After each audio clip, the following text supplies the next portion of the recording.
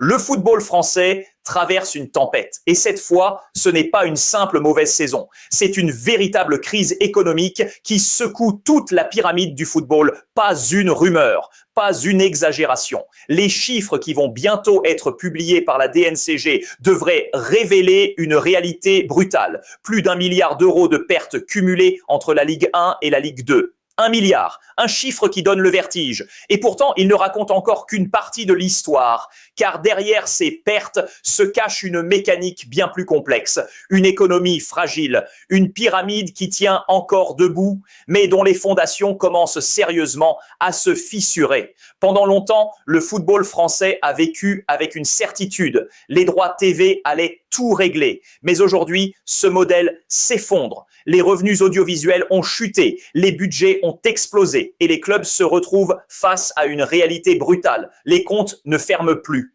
Alors pour survivre, une stratégie est devenue la norme, vendre des joueurs. Des centaines de millions d'euros de transferts ont été réalisés ces dernières saisons simplement pour combler les trous financiers. Sans ces ventes massives, le bilan aurait été encore plus catastrophique. Mais même avec ces ventes, les pertes restent énormes. Il y a une réalité paradoxale dans la crise que traverse aujourd'hui le football français. Plus les clubs sont puissants, moins ils risquent réellement de disparaître. À première vue, cela peut sembler illogique. Après tout, ce sont aussi ces clubs qui enregistrent parfois les pertes les plus spectaculaires. Des dizaines de millions d'euros qui s'évaporent chaque saison dans des budgets colossaux. Et pourtant, ce sont eux qui tiennent le mieux. Pourquoi? Parce que derrière leurs comptes déficitaires se cachent des épaules financières presque infinies. Prenez par exemple l'Olympique de Marseille. Depuis plusieurs années, le club vit au rythme de déficits importants, des pertes qui peuvent atteindre plusieurs dizaines de millions d'euros par saison. Dans une entreprise classique, une telle situation provoquerait immédiatement une crise majeure. Mais à Marseille, la situation est différente, car derrière le club se trouve Frank McCourt, un milliardaire américain qui a déjà injecté des centaines de millions pour maintenir le projet à flot. Chaque année ou presque, le scénario se répète, les comptes se dégradent et l'actionnaire principal remet au pot. Non pas par philanthropie, mais par logique économique. Dans le football moderne, un club n'est plus seulement une équipe sportive. C'est un actif stratégique, un symbole de visibilité mondiale, un projet à long terme. Et perdre cet actif, après avoir investi autant, serait une catastrophe financière. La logique est donc simple. Mieux vaut continuer à soutenir le club, absorber les pertes pendant quelques années, puis espérer une revalorisation du marché. Le même raisonnement s'observe du côté de l'OGC Nice. Depuis l'arrivée du groupe dirigé par Jim Ratcliffe, l'ambition est claire, faire progresser le club dans la hiérarchie européenne. Mais pour atteindre cet objectif, il faut accepter une réalité incontournable du football moderne. Les premières années coûtent cher. Investissement dans l'effectif, amélioration des infrastructures, structuration du club, tout cela demande du temps et surtout beaucoup d'argent. Résultat, même si les pertes existent, elles restent absorbables pour des fortunes de cette taille. Pour ces propriétaires milliardaires, un déficit annuel de 50, 70 ou même 100 millions d'euros reste certes important, mais loin d'être insurmontable. C'est la différence fondamentale entre les géants et le reste du championnat. Car derrière les grands clubs se trouvent souvent des milliardaires des fonds d'investissement des multinationales ou des groupes industriels puissants. Autrement dit, des structures capables de résister aux tempêtes financières. Mais cette protection n'existe pas partout. Pour les clubs moyens ou modestes, la situation est radicalement différente. Leur propriétaire n'est parfois qu'un entrepreneur local. Leur budget dépend fortement des droits télévisés. Et leur marge d'erreur est extrêmement faible. Un déficit de quelques millions peut suffire à déstabiliser tout l'édifice. C'est là que la fracture apparaît. D'un côté, les clubs soutenus par des fortunes colossales peuvent se permettre d'encaisser les coups et d'attendre des jours meilleurs. De l'autre, les structures plus modestes doivent lutter chaque saison pour maintenir l'équilibre. Et dans le football d'aujourd'hui, cet écart devient de plus en plus visible. Parce qu'au fond, le football moderne n'est plus seulement une question de terrain. C'est aussi, et peut-être surtout, une question de puissance financière. Si les grands clubs parviennent à naviguer dans la tempête grâce à la puissance de leurs actionnaires, les clubs de taille moyenne, eux, sont sur la corde raide. Ces clubs sont les premières victimes de la chute des droits de TV, car la répartition des revenus ne fait aucun cadeau. Les miettes vont aux équipes qui disputent les compétitions européennes. Et tout le reste du championnat doit se contenter des reliquats. Pour certains clubs de Ligue 2, les droits TV pourraient tomber à 600 000 ou 700 000 euros par saison. Une somme dérisoire lorsqu'on parle de structures professionnelles avec des coûts fixes élevés, des salaires à payer et des infrastructures à entretenir. Chaque euro compte et chaque perte peut peser lourd. Prenons Angers. Le club a traversé une période difficile, notamment en raison d'investissements lourds dans ses infrastructures, comme la rénovation d'une tribune. Pour autant, Angers a su mettre en place une stratégie de survie intelligente. Vente de joueurs, baisse de la masse salariale, rigueur budgétaire. Résultat, le club respire à nouveau, mais la vigilance reste de mise. Chaque décision financière devient cruciale pour ne pas replonger dans la crise. À Le Havre, la situation est plus stable. Soutenu par un groupe d'investisseurs américains, le club bénéficie d'un coussin financier qui lui permet de traverser la tempête économique. Mais même ici, la prudence est de rigueur. Le moindre faux pas sur les budgets ou un mauvais mercato pourrait rapidement compliquer la donne. Pour Metz, la situation est plus critique. Le club pourrait devoir injecter entre 25 et 30 millions d'euros pour combler les pertes. En parallèle, son propriétaire cherche à vendre le club. Problème, le prix demandé reste très élevé pour un club qui continue de perdre de l'argent. La tension est palpable. Chaque décision sur les transferts, chaque dépense, chaque vente devient déterminante pour l'avenir. Même les géants ne sont pas à l'abri. À Lyon, la situation reste fragile. Une qualification pour la Champions League serait un souffle d'air frais, mais elle ne suffira pas à effacer des années de pertes et de contraintes financières. Le club devra continuer à serrer la ceinture, à rationaliser ses dépenses et à jongler avec ses ambitions sportives pour éviter que la tempête ne devienne une catastrophe. Le message est clair. Dans le football français, être au milieu de la pyramide est aujourd'hui bien plus dangereux que de jouer tout en haut. Chaque saison devient un test de survie où les décisions financières sont aussi déterminantes que les résultats sur le terrain. Dans l'ombre des projecteurs de la Ligue 1, la Ligue 2 vit une réalité bien plus fragile, presque précaire. Certains clubs parviennent encore à tenir la tête hors de l'eau grâce à une gestion prudente et rigoureuse, réussissant à éviter le pire malgré des ressources limitées. Rodez AF ou Red Star FC en sont de bons exemples. Des structures solides capables de naviguer entre contraintes financières et ambitions sportives.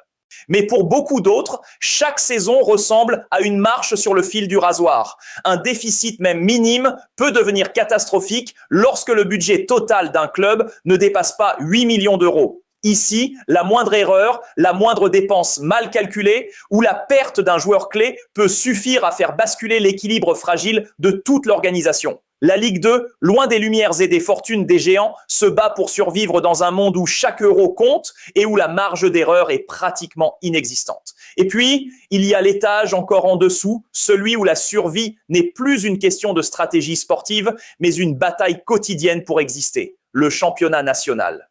Ici, la situation devient franchement inquiétante. Les clubs ne disposent presque d'aucun soutien financier solide, peu ou pas de droits TV, des budgets serrés au maximum et souvent une dépendance quasi totale à un seul investisseur dont la générosité ou la capacité financière peut fluctuer du jour au lendemain. Dans ce contexte, chaque dépense devient un pari risqué, chaque recrutement un choix qui peut coûter cher et chaque saison ressemble à un exercice d'équilibrisme sur un fil très mince. Certains experts évoquent des pistes de réforme pour stabiliser la situation, comme l'introduction d'un salary cap ou de nouvelles règles budgétaires strictes prévues pour 2027. L'idée serait de limiter les dépenses disproportionnées et de forcer les clubs à vivre selon leurs moyens afin d'éviter que les déséquilibres financiers ne fassent tomber la pyramide entière. Mais pour beaucoup de ces clubs, ces mesures risquent d'arriver trop tard. Les dettes s'accumulent déjà, les retards de salaire sont fréquents et l'incertitude plane sur l'ensemble de la saison. Dans ce championnat, chaque décision financière est lourde de conséquences et chaque erreur peut rapidement transformer une ambition sportive en crise économique majeure. En réalité, le championnat national illustre parfaitement ce qui menace le football français dans son ensemble. Un système où l'argent est concentré en haut et où les bases, essentielles à la survie du sport, sont fragilisées jusqu'à l'extrême. Sans réforme rapide et efficace, ces clubs pourraient devenir les premières victimes visibles de ce déséquilibre et leurs difficultés risquent de résonner bien au-delà des terrains. Et puis, il y a les étages les plus bas, là où la fragilité devient presque dramatique, le National 2 et le National 3. C'est à ces niveaux que la crise économique du football français prend des proportions explosives. Les budgets sont minuscules, souvent insuffisants pour couvrir les besoins de base et les dettes apparaissent presque instantanément. Parfois, il suffit d'un trou de 200 000 € pour mettre en péril un club qui pourtant a toujours fait vivre sa communauté et son public. À ce niveau, la survie devient une bataille quotidienne et permanente. Certains clubs se retrouvent à cumuler les difficultés, retard de salaire pour les joueurs et les éducateurs, dettes envers les fournisseurs, appels désespérés aux subventions publiques et même collecte de fonds d'urgence pour combler des déficits immédiats. Chaque euro compte, chaque décision financière devient cruciale et l'incertitude est la seule certitude. Ces clubs vivent dans une tension constante, où le moindre contretemps peut faire basculer l'ensemble de l'édifice. Le système est tel que les décisions des échelons supérieurs, les droits TV ou le financement des grands clubs se répercutent directement sur eux, souvent avec un retard ou un déficit dramatique. La pyramide du football français, si brillante au sommet, révèle ici sa faiblesse structurelle. Plus on descend, plus les fondations tremblent. Au National 2 et 3, le football n'est plus seulement un sport, c'est un combat pour la survie, une lutte où les passions et l'engagement des clubs se heurtent chaque jour à la dure réalité économique. Et si ces bases s'effondrent, tout le système risque de vaciller, car c'est elle qui assure la continuité, la formation des jeunes et l'âme du football français. Le problème est avant tout structurel. Le football fonctionne comme une pyramide. Les sommets brillent sous les projecteurs, attirent les sponsors, engrangent les droits TV et accumulent les fortunes. Mais à la base, là où tout commence, les fondations se fragilisent dangereusement. Aujourd'hui, cette base vacille. Les clubs amateurs et semi-professionnels qui forment la colonne vertébrale du football français ne reçoivent presque rien des revenus générés au sommet. Il n'y a ni ruissellement, ni filet de sécurité et les aides sont rares et insuffisantes. Ces clubs dépendent largement des collectivités locales, des mairies, parfois même de dons ponctuels pour assurer le fonctionnement minimal. Entretien des terrains, salaire des éducateurs, déplacement des équipes. Et lorsque l'argent disparaît, les premières victimes sont celles et ceux qui travaillent dans l'ombre, les éducateurs, les formateurs, les petites structures qui donnent vie au football de demain. Ce sont eux qui forment les jeunes talents, qui maintiennent l'esprit de communauté, qui font vivre le sport dans chaque ville et chaque village. Sans un soutien réel et un modèle économique repensé, la pyramide risque de s'effondrer et avec elle, tout ce qui constitue le socle du football français. Le danger n'est pas seulement financier. Il est humain, sportif et social, car derrière chaque déficit, chaque retard de salaire, chaque club en difficulté, ce sont des passions, des rêves et des carrières qui se brisent. Une question plane désormais sur l'ensemble du football français. La grande interrogation n'est plus de savoir si certains clubs vont souffrir. Cela, nous le savons déjà. La réalité est sous nos yeux. Des clubs qui peinent à payer leurs éducateurs, à régler leurs factures, à maintenir leurs infrastructures, à simplement survivre. La véritable question est bien plus lourde. Combien de clubs pourront réellement traverser les prochaines saisons? Combien auront la force financière, la résilience organisationnelle et le soutien nécessaire pour continuer à exister? Car une chose est certaine, sans sa base, le football ne peut pas exister. Les grands clubs, les droits TV, les projecteurs et les sponsors ne valent rien si les clubs amateurs, semi-professionnels et de bas niveau ne sont plus là pour former, créer et faire vivre le football au quotidien. Et aujourd'hui, cette base commence dangereusement à se fissurer. Les alarmes sonnent, mais le système continue d'avancer comme si de rien n'était. Pourtant, si ces fondations s'effondrent, ce ne sont pas seulement des clubs qui disparaîtront, c'est tout un écosystème, des générations de joueurs, d'éducateurs et de passionnés qui risquent de s'effacer avec eux. Le football français est à la croisée des chemins. La question n'est plus de savoir qui tombera, mais qui pourra encore se relever demain.